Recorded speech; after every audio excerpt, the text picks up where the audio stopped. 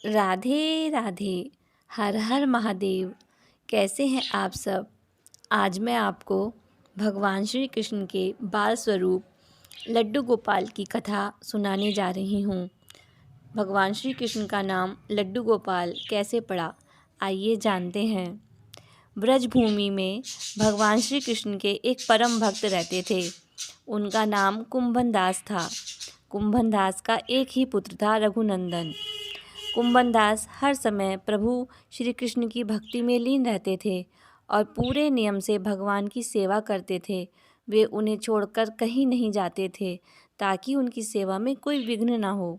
एक दिन वृंदावन से उनके लिए भागवत कथा करने का न्योता आया।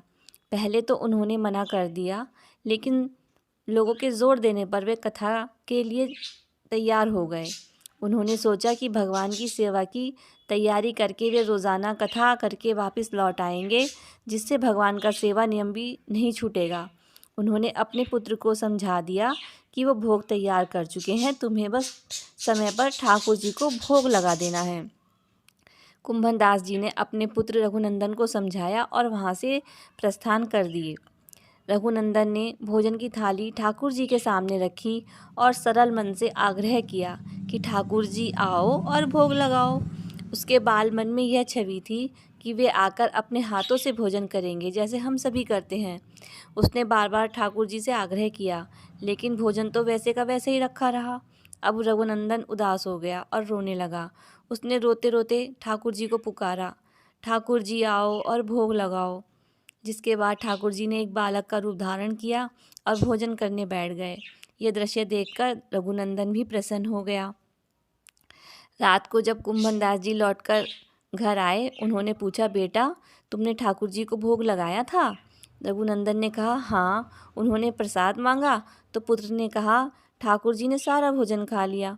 उन्होंने सोचा कि बच्चे को भूख लगी होगी तो सारा भोजन उसने ही खा लिया होगा।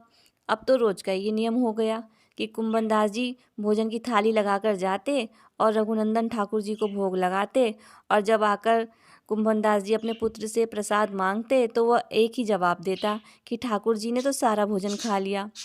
कुंभन दास जी को अब लगने लगा कि उनका पुत्र झूठ बोलने लगा है। कुंभन दास जी ने एक दिन लड्डू बनाकर थाली में सजा दिए और छिपकर देखने लगे कि बच्चा आखिर करता क्या है।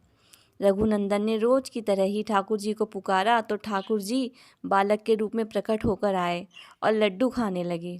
यह देखकर कुंभन दास जी दौड़ते हुए आए और प्रभु के चरणों में गिरकर विनती करने लगे। उस समय ठाकुर जी के एक हाथ में लड्डू और दूसरे हाथ वाला लड्डू मुख में जाने को ही था कि वे जड़ हो गए।